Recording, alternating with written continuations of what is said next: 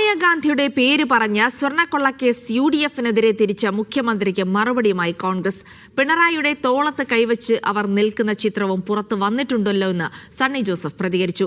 സുരക്ഷാ വലയത്തിൽ ജീവിക്കുന്ന മുഖ്യമന്ത്രിയുടെ ചെവിയിൽ പോറ്റി എങ്ങനെ സംസാരിച്ചെന്ന് രമേശ് ചെന്നിത്തല ചോദിച്ചു. സോണിയയുടെ അടുത്തേക്ക് പോറ്റിയെ കൊണ്ടുപോയവർക്ക് ഉത്തരവാദിത്തമുണ്ടെന്ന് ചെന്നിത്തല പ്രതികരിച്ചു.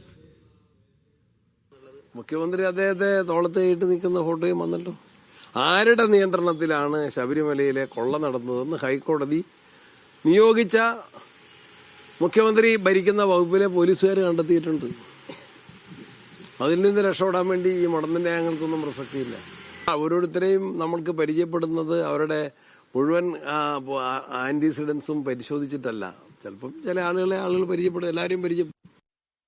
മുഖ്യമന്ത്രി പറയാണ് കോൺഗ്രസ്സുകാർക്കാണ് ബന്ധം. ഒരു കോൺഗ്രസ്സുകാരനും ജയിലിൽ പോയിട്ടില്ല. ജയിലിൽ പോയതൊക്കെ CPM-കാർ തന്നെയാണ്.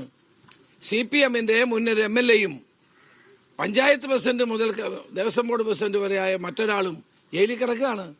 എന്നിട്ടാ പറഞ്ഞത് കോൺഗ്രസ്സുകാർക്ക് ബന്ധമുണ്ടെന്ന് മുഖ്യമന്ത്രി പറയുകയാണ്. അല്ല, സോണിയാഗാന്ധി അടുക്കൽ ഇപ്പൊ ഞാൻ ഒരാളെ കൊണ്ടുപോകണമെങ്കിൽ സോണിയാഗാന്ധിക്ക് അറിയാമോ? ആര് കൊണ്ടുപോകുന്നവർക്ക് ഉത്തരവാദിത്വമുണ്ട് സ്വാഭാവികമായിട്ടും. പക്ഷെ അവർക്കും അറിയത്തില്ലായിരിക്കുമല്ലോ.